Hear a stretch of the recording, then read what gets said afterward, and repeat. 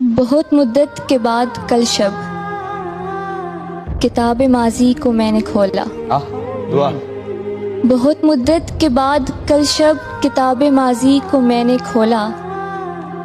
बहुत से चेहरे नज़र में उतरे, बहुत से नामों पे दिल पसीजा। एक ऐसा सफ़हा भी उसमें आया, लिखा हुआ था जो आंसुओं से, जिसका उन्वान था सिर्फ तुम। एक ऐसा सफ़हा भी उसमें आया, लिखा हुआ था जो आंसुओं से, जिसका उन्वान था सिर्फ तुम। कुछ और आंसू फिर उस पे टपके, फिर उससे आगे मैं पढ़ ना पाया। किताब माजी को बंद करके तुम्हारी यादों में खो गया मैं। अगर तुम मिलते तो कैसा लगता, इन्हीं ख्यालों में सो गया मैं।